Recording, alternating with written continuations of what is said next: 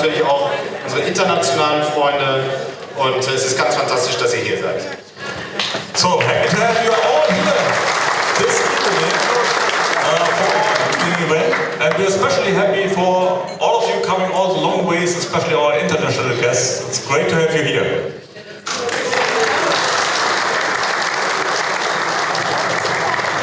Und heute haben wir 125 TR6 hier ungefähr. Yeah, today about 125 have found their way to the brick and metal. Ja, aber die Triumphfamilie ist natürlich auch da, mit ganz vielen weiteren TRs, die gekommen sind. Wir haben einen Dolomite, einen Herald, einen Spitfire, eine Vitesse und der Stack hat es leider nicht geschafft. Wir drücken euch die Daumen. But of course, the family is also here. For example, we have a Dolomite here, we have a Herald, Spitfire, a Stag is among us, and a Vitesse. This has broken down the Stack. Oh, broken down.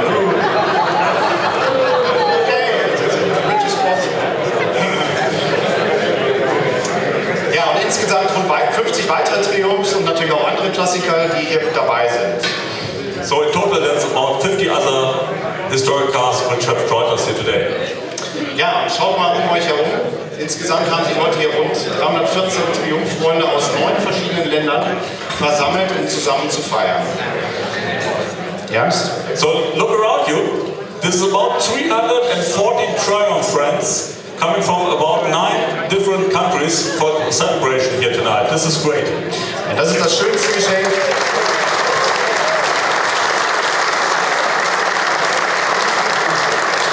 Das ist das schönste Geschenk, das man den TR6 zum Geburtstag denn auch machen kann. This is the biggest birthday present for the TR6 seller. Ja, wir sind begeistert, dass ihr nicht aus allen Teilen Deutschlands zu uns gekommen seid, sondern dass sich eben auch so viele Gäste auf den weiten Weg zu uns gemacht haben. Der Anteil internationaler Gäste beträgt immerhin fast 40%.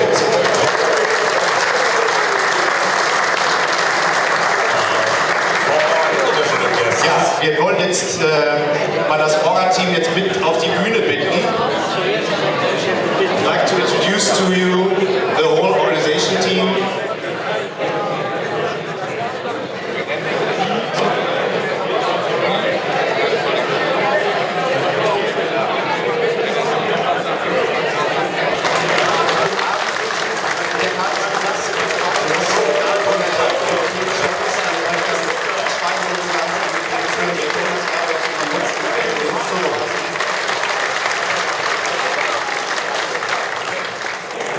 Ist irgendjemand das Lied bekannt vorgekommen?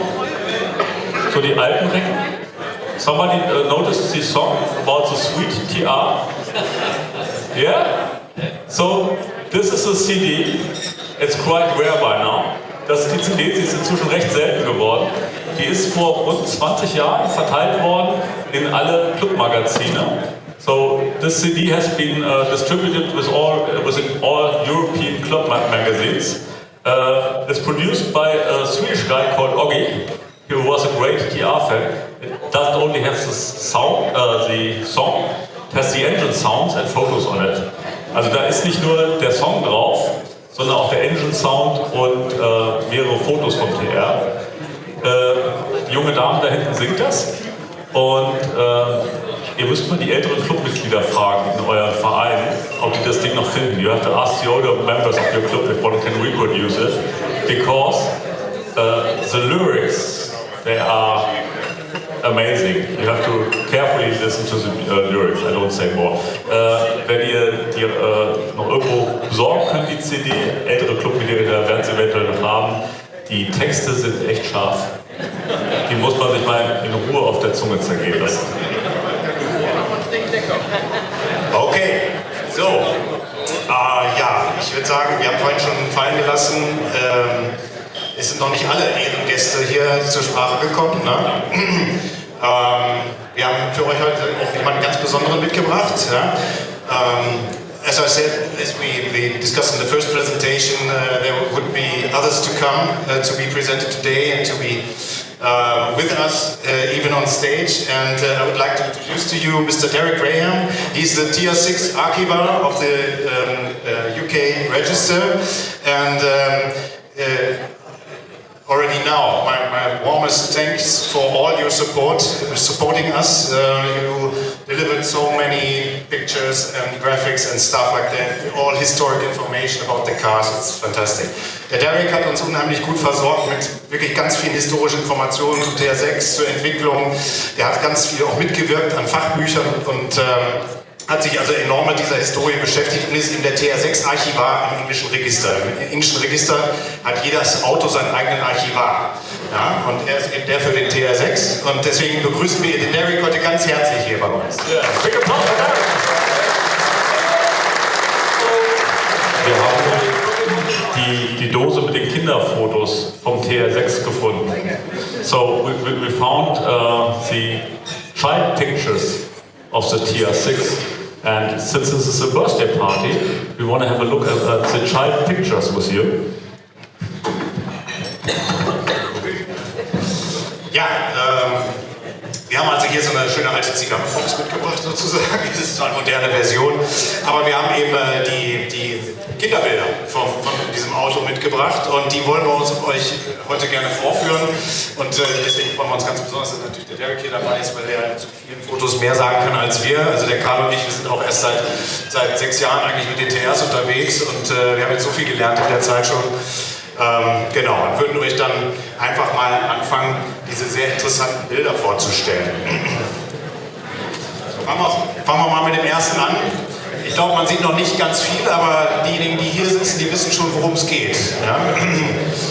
Das hier, das ist das Zeichenbrett von einem Konstrukteur bei der Firma Karmann. Ja? So, nothing much to see here for the moment, but this is the drawing board from one of the construction team of the company Karmann here in Osnabrück. Yeah, and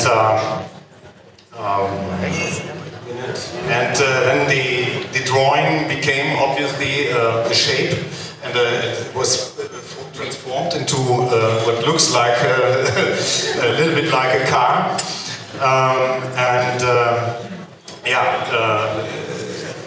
this point, I think, no, it's the next picture, isn't it?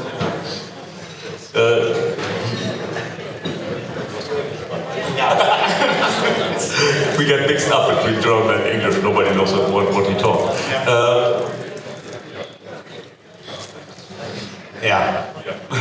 Okay, jetzt merkt man, es wird schon langsam ein Auto. Hier werden die Blechteile das erste Mal zusammengesetzt. Das ist übrigens auf dem Werksgelände von Karmann, da wo wir heute mit den Autos waren, bloß keiner weiß mehr genau, wo es war. Genau. Ja, vielleicht ganz kurz zu den Rahmenbedingungen. Die meisten wissen das aus der Geschichte des TR6. Der TR6 hat ja eine besondere britisch-deutsche Affäre. Denn der typische Hausdesigner der Firma Triumph, das war der Kollege Michelotti, der hatte angeblich keine Zeit oder kurz mal transportiert, was too busy to do the design of the TR6 and so. Und so war man sehr, sehr glücklich, dass man eine Firma in Deutschland gefunden hatte, die in der Lage war, innerhalb von 14 Monaten nicht nur das Design komplett zu überarbeiten, sondern eben auch die benötigten Werkzeuge zu liefern. Und so many of you probably know when Triumph was developing the TR6, their in-house designer Michelotti, who did all or most of the other designs, was busy, at least that's what they say, and he wouldn't do it, and so they were really glad to find this company in Germany who was able to produce in just 14 months all the drawings and, even more important, the tools, the press tools to manufacture the cars. ja, und hier haben wir jetzt ein ganz besonderes Bild. Sieht zuerst ein bisschen seltsam alles aus. Ja? Vielleicht kann der Derek was zu dem Bild sagen. Maybe you can say a little bit about this picture, this special picture. Yeah, this picture shows the first off-the-tools prototype. We went from August '67, when the first designs were shown, to March '68 on the first running prototype. and it was. Also hier könnt ihr den ersten Prototyp sehen und August 67. so this is started in 67 and went to 68.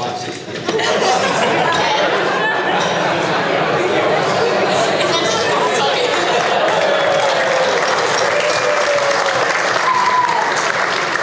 Also vom Jahre 1967 bis 68.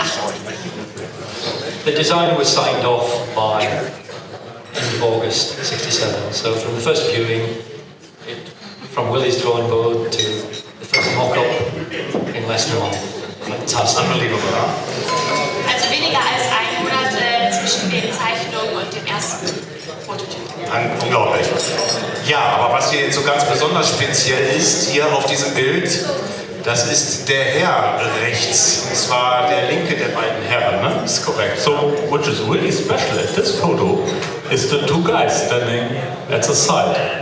The two of them, and the one with the dark black hair, second from the right.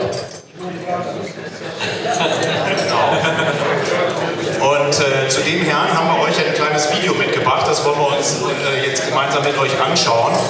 Ich denke, ja, habt viel Spaß damit. Es ist, ich denke, eine ganz, ganz großartige Sache. Also, it's another world premiere, and it's a video. Please have fun. It's really incredible. Viel Spaß mit dieser Weltpremiere. Ja.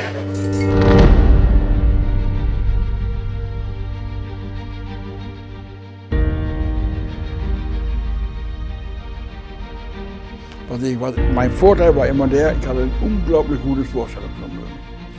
Die haben immer gesagt, Herr Schwebe, was Sie können, können wir nicht. Ich sage, was denn nicht? Ja, Sie bauen das so auf, dass das so förmlich rauskommt. Wir müssen uns das Strich für Strich erarbeiten.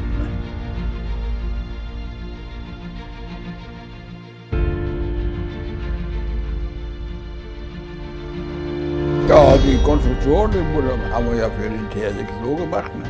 Ich kann aber nicht mehr sagen, muss ich ehrlich sagen, ich habe schon über nachgedacht, wer damals die Außenmaße festgelegt hat. Wir mussten ja die Scheinwerfer übernehmen, die Tür übernehmen. Das war ein reiner Entwicklungsauftrag, hauptsächlich für unseren Werkzeugbau. Weil wir das Urmodell vom TR5, der davor war, das mussten wir übernehmen. Die Grundlage? Weil wir die gleiche Tür übernehmen sollten. Nur das Urmodell von England passte nicht zu unserem Urmodell. Die Zeichnungen waren zwar alles in Ordnung, auch das, was ich gemacht habe, war 100%, aber das Urmodell in England war 5 mm länger oder kürzer. Irgendwie haben die einen anderen Zollstock gehabt. Ja. Und was war die Lösung für das Problem? Ein neues Urmodell. Dann wurde ein neues Urmodell für die Tür gemacht. Man wollte die alte Tür übernehmen, das hat dann aber nachher nicht geklappt. Ne? Das heißt, die Tür sieht zwar so aus wie die alte Tür, ja. aber im Detail ist sie das dann doch nicht. Ja, dann ist sie nachher neu gemacht worden.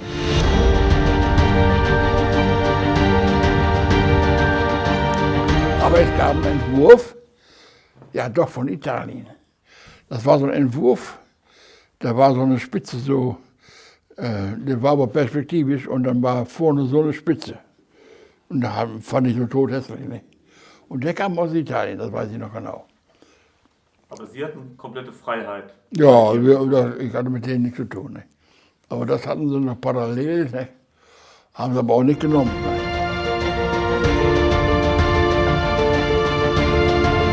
Also wenn ich zum Stand ging, wo die Engländer ihrem Auto, und ich hätte erzählt, dass ich das entwickelt habe, hätte keiner geglaubt. Das war doch mal. Da warst du, Karmann war zwar bekannt, aber für die Allgemeinheit nicht.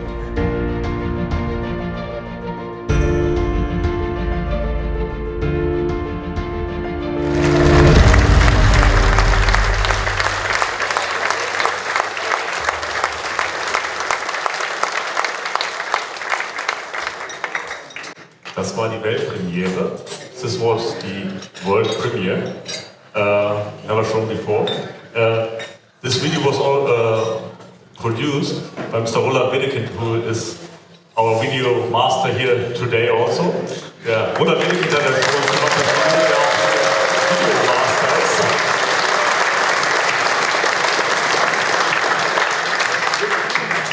Und wir freuen uns sehr und sind extrem stolz. So we are very glad and are extremely proud that we don't just have the video here today, but also Mr. Wilhelm Schwebe himself.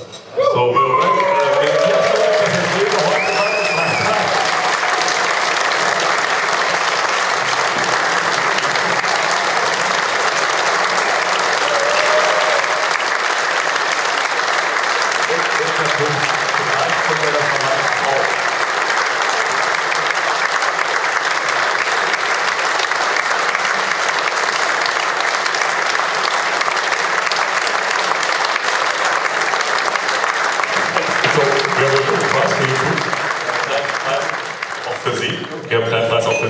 einmal als Erinnerung und weil Sie alle tief in unserem Herzen sind, das große TR6-Herz.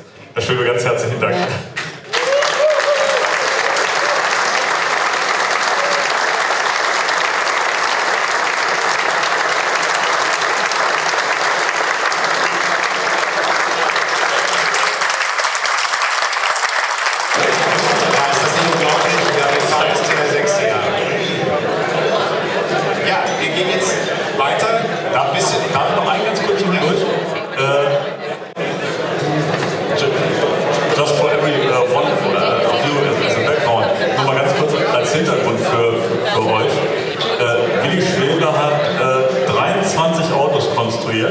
He is responsible for 23 car designs, and most of all will know the Volkswagen Scirocco 1 and 2.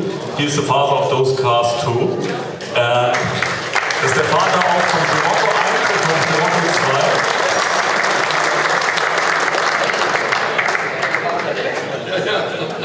2. Und vom Corrado, and from the lesser known Corrado.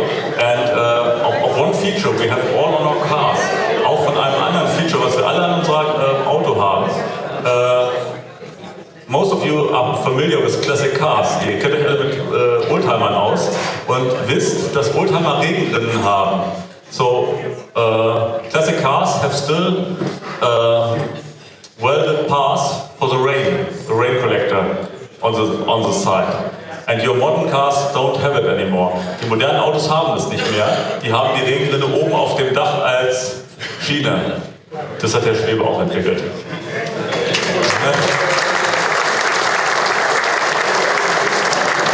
dem Scirocco 2, the Scirocco 2 car. So, thank you again. Ja, nachdem so die Geburtsstunde geläutet war, ging es dann los, dann musste das Ganze ja irgendwie auch in ein brauchbares Vehikel transferiert werden. As the birth hour was already done, the car had to be brought into a transportation vehicle form, and there were, as I heard from Eric, lots of problems at the beginning because of different things about German, British differences. Maybe you want to use a few words about the drawings. This is a technical drawing of a TR6 front wing. He gave it to us. Also das ist hier eine TR6 Kotflügel, eine Originalzeichnung. Wir haben auch auf diesen Zeichnungen übrigens das Kürzel von Wilhelm Schwebe entdeckt. Wir meinen das jedenfalls gesehen zu haben. Und es gab ein paar Herausforderungen, was jetzt gerade die technische Zeichnung angeht. Und der Derek mag da vielleicht nochmal was zu sagen. So this is one of the original drawings from Wilhelm Schwebe, and in the box on the bottom left you find his signature. The drawings were produced both in millimeters and in feet, inches, and parts of inches. So the conversion was very, very difficult. Die Umrechnung der Maßeinheiten war etwas schwierig, weil es ja zwischen Inch und Millimeter und Zentimeter hergerechnet wird. Millimeter, fractions of an inch und tenths of an inch, ne? Because I think standard Triumph needed fractions of an inch, and dress steel, which was the body producing entity, wasn't it? They produced the parts, so they needed the... And they're actually drawings where you have three different measures in them. Ja, es gab ja Karmann auf der einen Seite, dann Triumph, die die Autos gebaut haben, Standard Triumph, und Press Steel, die die Karosserien gefertigt haben. Und wirklich jede Firma hat andere Maßeinheiten benutzt. Und wir haben Zeichnungen gefunden, auf denen 3 Vermaßungen sind. So, und dann ging es weiter. Von den technischen Zeichnungen ging es dann über in die sogenannte Referenz. Ja? Also es wird dann im Englischen genannt Karmann's Body Tooling Model. Wie man hier sieht, in schwarzer Farbe. Man muss dazu wissen, dass diese Body Tooling Models letztlich die Referenzen für die Presswerkzeuge waren. Die wurden davon abgenommen. So this is the body tooling model of the TR6, the original photo. It's colored black, so you can see every part that's uneven. And from this master model, all the press tools are manufactured, and if a new tool has been manufactured, they take the measures from this master model. So all of our TR6 are kids of this master model. Master model makes sure that you've got perfect panel fit.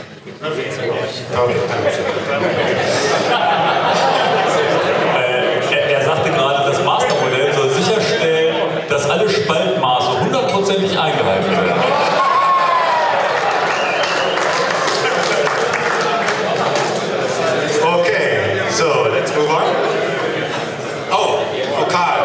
Wir haben, glaube ich, da ein falsches Bild in unserer Box. Yeah, it looks like the wrong picture. But it's in the box of the TR. Yeah. It is. Why is that? The TR6. Einige von euch werden es wissen. Der erste TR6 ist ein TR4. Some of you might know. No. Look at so big eyes. You didn't know. The first TR6 is a TR4. Karmann bekam einen alten TR4 von Triumph, kein Fabrikationsmodell. They got an old TR4 from Triumph, not something from the production line, and were told, make something out of it. Man sagt ihnen einfach, mach mal was draus. Also das ist die alte Karosserie, die wir haben, und ihr sollt mal was draus machen. Das ist übrigens das Originalauto, das fährt heute noch, wäre beinahe hierher gekommen. So this is the original car, it still drives. It has been refitted. It had a TR6 body during the development phase. Also während das Auto entwickelt wurde, war das ein TR6. Der wurde umgebaut von TR4 auf TR6. Dann wurden alle Produktionsfotos dabei gemacht. All photos were shot of this car. Das ist eigentlich schon weitergekriegt, ne? Ja, nee, aber ich möchte euch noch einmal kurz und man kann es dann daran erkennen, an dem Nummernschild. Also das Besondere ist das Nummernschild. Ne? In England sind ja, wie alle hoffentlich wissen, sind die Nummernschilder ja fest verbunden mit dem Auto. Die werden also nie geändert, auch wenn das Auto im Besitzer wechselt. In the UK, okay. Yeah, this was converted in the styling model. I believe the material used was wood. Yeah, but I just wanted to tell the audience that in the UK you have a license and a number plate, and this doesn't change for the life of the car. And so have a look at this special license plate, because we come to our next picture. This was what the car looked like before, in the very early stages of the TR6 development. Viele von euch werden vielleicht dieses Foto kennen. Und das ist das exakt selbe Auto, was wir eben gesehen haben.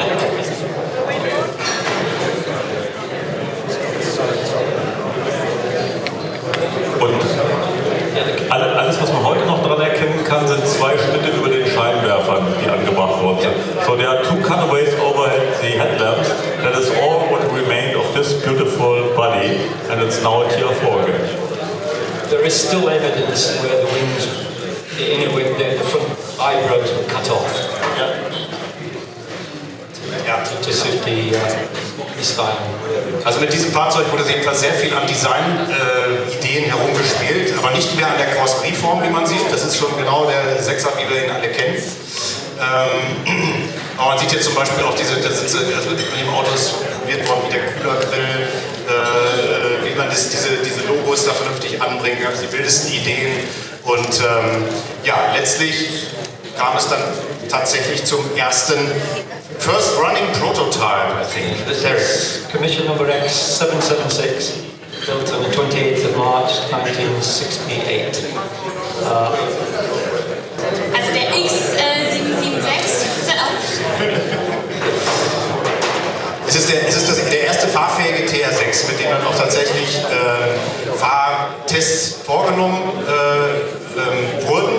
Und man sieht hier ganz schön, weil immer wieder diskutiert wurde, auch in der Vergangenheit, wann ist denn eigentlich das Geburtsdatum vom TR6? Und wir hatten uns dann im Vorfeld auch dieser Veranstaltung dann überlegt, ja, wo legen wir denn das hin? Und nachdem wir von Derek diese ganzen Informationen bekamen, war uns eigentlich klar, es kann eigentlich nur bedeuten, der 14. Januar 1969 ist der Tag sozusagen des Autos, weil er dort der Öffentlichkeit vorgestellt wurde. There's always some thinking about what is the real birthday of the car, and we already discussed it with Derek while preparing this meeting here, and it seems to be the 14th of January 1969, because this is the date the car was first presented, and you can see that in the note on the lower right corner, where it says, do not reproduce this negative, or in the middle it's written, do not use this photo before 14th of January. Also anhand der Copyright-Notiz kann man das sehen. Alle Fotos waren geheim bis zu diesem Datum. Unfortunately, this car didn't survive. It was used in Crash Tests. Dieses Auto hat leider nicht überlebt, es wurde für Crash-Tests benutzt.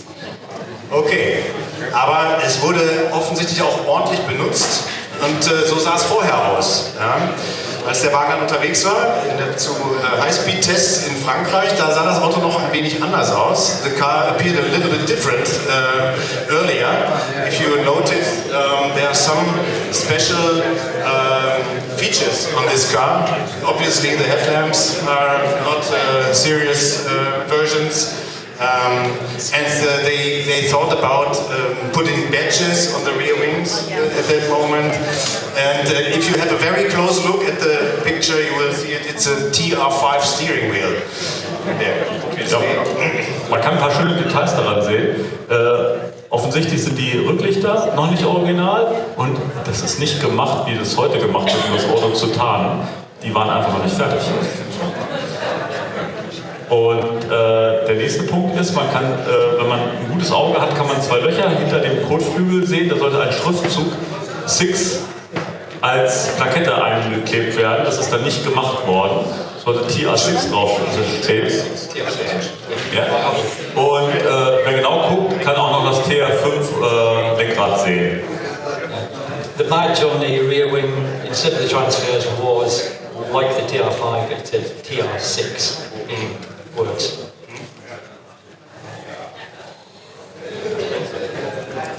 Also es gab da anstatt des Aufklebers ein Badge. Ja, das ist das TR6-Badge, what we all know. Okay, so, dann stand er da, der erste Vorserienwagen, muss man sagen.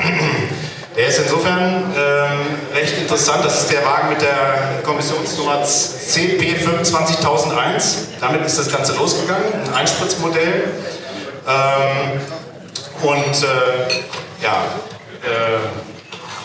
Eigentlich erkennt man schon alle Serienfeatures vom 6er heute. Es ist eigentlich alles schon so, wie man ihn heute quasi auch häufig sieht und wie wir hier einige mit Sicherheit auch schon sozusagen jetzt gesehen haben in diesen Tagen. Maybe Derek, you find a few words about the... This was a pre-production prototype, you can call it, CP25001. It was built on the 4th of July. Ja, das war die Vorproduktion vom Prototyp. Ja, und dieses Auto wurde dann verwendet für viele Pressefotos, vor allem Pressetermine. Es wurde auch unter anderem verwendet, ich weiß nicht, viele von euch haben ja wahrscheinlich vielleicht auch mal diese Originalbroschüre gesehen. Also was dort auf der Broschüre zu sehen ist, das ist der CP25001. If you have a close look at the Roadster. This is a very special car that was used for those pictures. The car still exists, believe it or not. Das Auto gibt es immer noch. It is being restored. Es wird gerade restauriert. Maybe will appear in 2 years, something like that. Also vielleicht findet man das dann in 2 Jahren. Fantastisch. Fantastic survivor that I have seen, my cousin has seen it as well. Great. Also dieses überlebende Auto hat er sogar selber, oder sein Cousin, besser gesagt, gesehen. Gut, dann haben wir euch noch ein paar Bilder mitgebracht aus der Produktion. Ja? Derek, maybe you want to talk about... One thing before the production. You can imagine there have been proud first owners who took this car from the factory. Es gab ja Leute, die das Auto stolz in Empfang genommen haben. Man sollte meinen, da ist keiner mehr von da. You should think there's nobody there who took the Triumph TR6 directly from the factory or from the dealer. But we have found 2 today. 2 guys who still own the car that they bought with 0 miles, 0 kilometers from the factory. Wir haben 2 Leute heute hier, die das Auto direkt vom Händler gekauft haben und es immer noch in erster Hand besitzen. Der erste davon ist Volker Herting. Der hat es seit 1970. Wo ist er denn?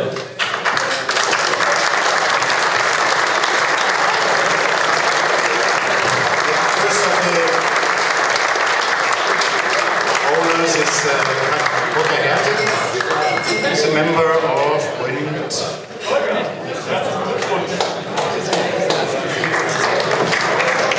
Das gedacht, als du es auch damals abgeholt hast? Aber gut, man verliebt sich halt so in sein Auto. Das ist inzwischen auch meine Dauerverlobte. So he still in love with the car and it's his fiancée since then. Okay, and there's the second one. Yeah, there's the second one. And this guy took delivery of his brand new Triumph in 1974. It's Michael Schelbert from Bremen. Michael, wo bist du? Der junge Mann hat es 1974 abgeholt. Wo ist er denn, der Michael? Da weg ist er. Verkaufte. Michael is a great repair guy. Maybe he's lying, he's one of the Triumphs out there and fixing it. We will give it to him later. Er ist ein ganz großer Schrauber und hilft hier vielen Leuten. Er hat heute Mittag auch schon ein paar Kollegen aus England geholfen. He's, Und Raucher, er ist Raucher. I was just about to save him and now you kill it. Okay, he will get it later on. Okay, and now we have some pictures from the production and assembly lines. Derek? Yeah, this shows the assembly line, the body shell assembly line in Liverpool, the Liverpool factory, where they built. Das ist dann die Fabrik in Liverpool und zeigt das Laufband, die Produktion. Yeah, some of the body shells are completely assembled there, they were painted and trimmed there, and if there was CKD, they weren't painted and trimmed.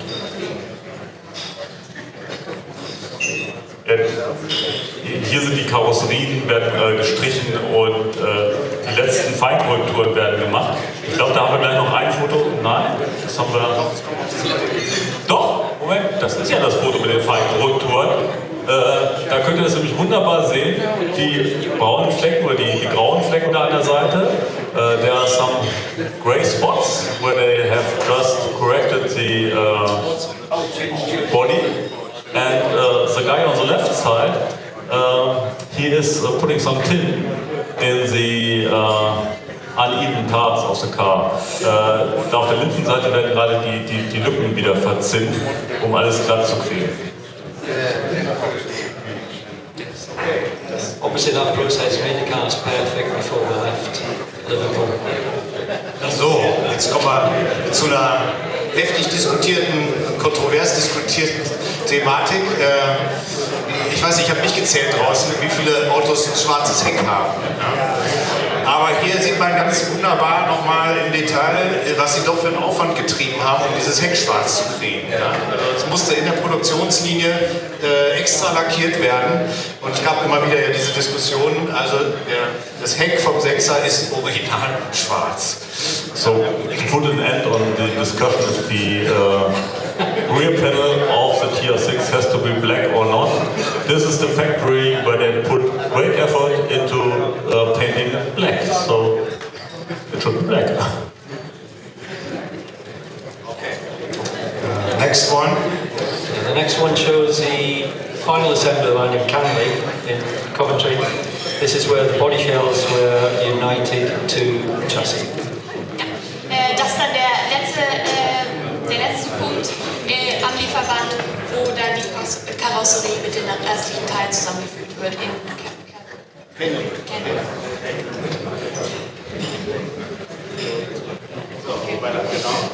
So. Die Zielgruppe ist begeistert, würde ich sagen. Also wieder ein Bild von unserem alten Bekannten CP 25001. The target audience is thrilled. Another picture of CP 25001. And yeah, I think it's rather lovely, isn't it? Ja, das ist unser alter Bekannter, CP 25001, das allererste Auto überhaupt, von dem wir jetzt wissen, dass es gerade restauriert wird. Das ist der mit der geringsten Seriennummer überhaupt. Übrigens, wenn man mal bei Karl auf die Seite guckt, das ist auch das Auto, was hier Modell gestanden hat für unser Logo. Ja, wenn das aufgefallen ist. If you look at all our printing material which we put out, this is the car we used for our logo. This is on purpose. Yeah, now coming to the US market, US versions. Ja, jetzt kommen wir zu den US-Autos. Zwei Sachen zeichnen die US-Autos aus, die man so nicht kennt. Nämlich die ersten haben den reflektierenden Streifen am Verdeck. So, two things which make out the US cars: the reflective stripe at the hood, and a must-have for the American motorist of this year are the expensive Goodyear tires, and so that you can show everybody that you have purchased those expensive Goodyear tire, they have that red ring.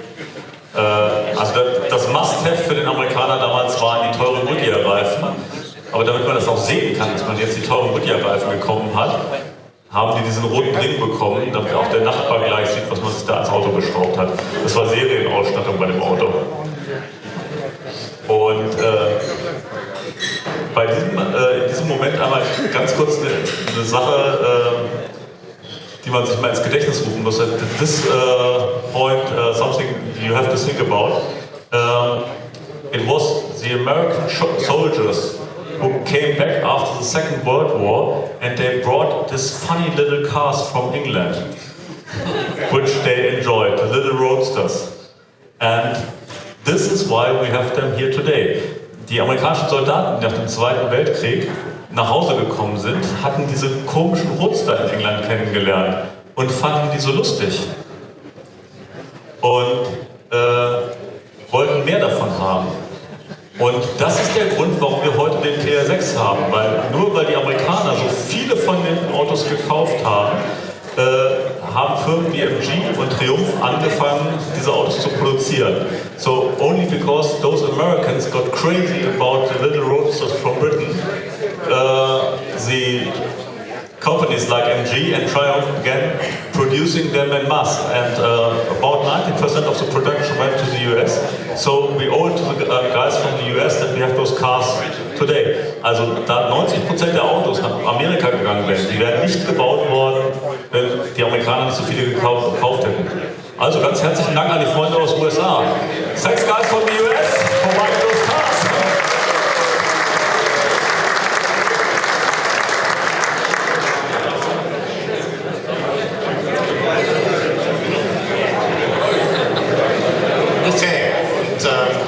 Hier ein Bild, der TR6 war natürlich Gegenstand von ganz vielen Autotests. Ja, das ist mal ein Bild aus einem englischen Motor Magazine, Yeah, Maybe you can tell us more about it. this is from the first road test proper of the TR6 in the UK.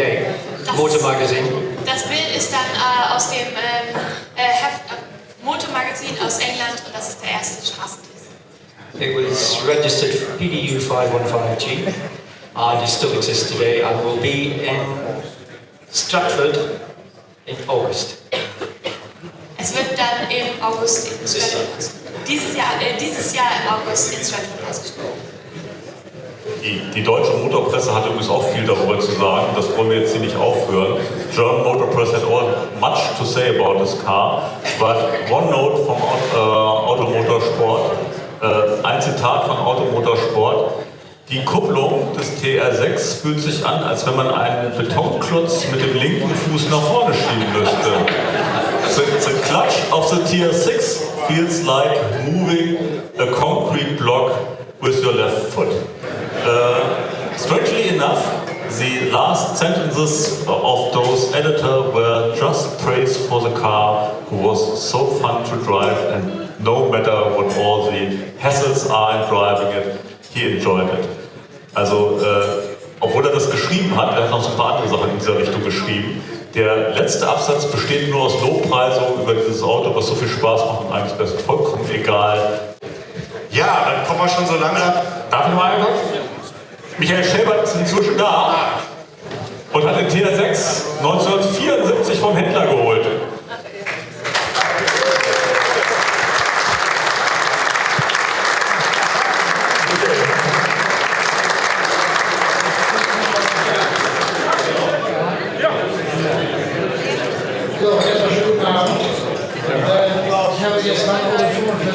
Ich habe jetzt mein Auto 45 Jahre und muss sagen, ich habe nie den Reiz in diesem Auto verloren. Ich habe viele andere Autos zwischendurch noch gehabt und habe zudem noch einen TR3, der TR6. He wanted just to tell everyone that he had this car now for 45 years and he still loves it even though he had three other cars. Even though he has a TR3, I'm sorry, even though he has a TR3, he still loves his car. Ich kann mich noch an den Tag erinnern, als ich das Auto bestellt habe. Das war der 23. November 1973. Ich hatte gerade. So he still remembers the day he got this car, November 23rd in Savannah. Ich hatte gerade einen Freund. No, he ordered a car then, but that's still close. Hatte einem Freund einen großen Gefallen getan und musste mich dafür selber belohnen. Und mit dem konnte ich den Vorsatz schon länger richten. Zu meinem Ländern gegangen und gesagt, so, jetzt möchte ich mein Auto bestellen. So he rewarded himself for helping out a friend and he just thought he had to fulfill his dream. Der TR sollte rot sein wie der Vorgänger. Ich hatte vorher einen TR4, der aber lag die Solata und dann über die Gäste. Ja. So before he had a TR4 and he was convinced that he needed another red car. Und am 30. April kriegte ich der Nachricht, dein Auto ist da, aber nicht nur eins, sondern zwei rote. Und da ich zuerst bestellt hatte, hatte ich die Freude, mir ein Auto aussuchen zu dürfen. So when he received a message that the car arrived, it was not only one car, but two cars. So because he was the first one to order, he got to choose. Da stellte sich dann später mal heraus, das war der vorletzte TR6, der überhaupt in Norddeutschland verkauft worden ist. Insofern hatte ich großes Glück, ihn überhaupt zu kriegen. So later it turned out that it was nearly the last one that he could buy in Northern Germany. So he feels really lucky to be. Ich muss noch mal eben zufügen, von wegen diesen Phosphorstreifen am Dach. Ich weiß das, weil den hatten nicht nur die Amerikaner, sondern auch die deutschen Einspezialisten hatten diesen Phosphorstreifen auch am Dach. Hatte meine auch dran, deswegen also nicht nur die Amerikaner. Jedenfalls. So he knows about those reflective strides because not only the Americans had them, he had them too. So he remembers that pretty well. Insofern ist mein Auto hochgehalten ein Unikat, weil die originale Farbe rot war damals Pigmento-rot, es gab kein anderes Rot. Und mein Auto war dunkel. Und Jahre später stellte sich heraus, dass dieses Auto in Flame Red hochwohl lackiert worden ist. Yeah, so his car is actually really unique because the original red is a pimiento red, and his was slightly darker, and later on he found out that it was a Flame Red. flame red. So, und dann habe ich natürlich geforscht, weshalb das so ist. Und irgendwann eine Aussage von Heritage, mit der ich gewarnt hatte, das Auto hat sich scheinbar ein Mitglied dieser Händlerorganisation in der Farbe bestellt, hat die nicht abgenommen und dann ist er in den freien Verkauf gegangen und durch Zufall ist er bei mir gelandet. Keine originale Farbe, aber auf originale der Farbe vom Werk gekommen. So he tried to find out why his car had a different color, and it turned out that one of the producers, one of the car dealers actually ordered it in this special color but never picked it up, so it became Ja, kommen wir zum letzten Kapitel des TR6.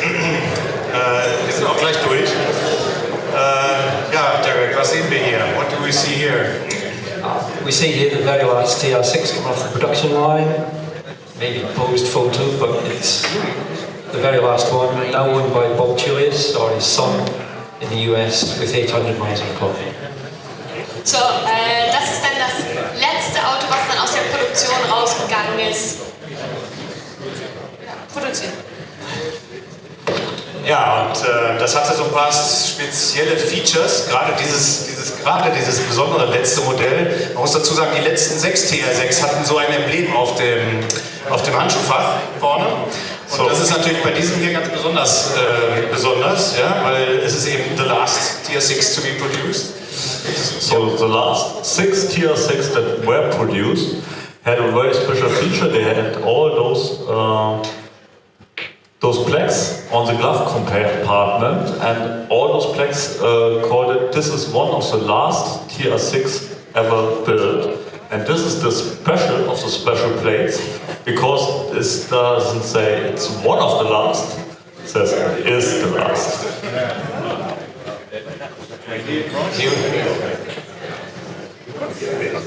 Und hier sehen wir den glücklichen Besitzer. This should be the proud owner, isn't it? Mr. Bob Tullius. Und als wir also hier so ein bisschen recherchiert hatten zu der Thematik auch, da ist dann klar geworden, dass der Bob Tullius, der war ein Rennfahrer, der allerdings nicht für Triumph selber Rennen gefahren hat, aber er hatte eine ganz besondere Beziehung zu British Leyland. Bob Tullius had a very special relationship, obviously, to British Leyland, because he not only took over the last TR6, but also the last TR8 ever produced. So he has a rather special relationship. He also had the very first TR6 which went to the US, which was owned by Group 44. Also er hatte nicht nur den letzten, sondern auch den allerersten, der in die USA verkauft wurde. Unfortunately, it was stolen. So, Leider wurde er gestohlen. Der wurde geklaut. Okay, so, ja, wir hoffen, wir konnten euch so ein bisschen auf so eine Reise mitnehmen durch die Geburtsstunden, aber auch um sozusagen das doch dann eher traurige Ende von unserem geliebten TR6. So we hope we could take on a little journey about the first hours of the TR6 and his end. So Derek, you didn't support us right now in preparation, so we have this wonderful plaque for you also. And of course from our hearts, the Lebkuchenhaar. Also von unserem Herzen, als herzlichen Dank an Derek für seine Unterstützung.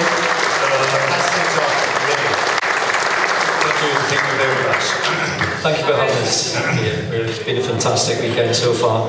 So, Ja, er hatte auch ein wundervolles Wochenende und bedankt sich sehr.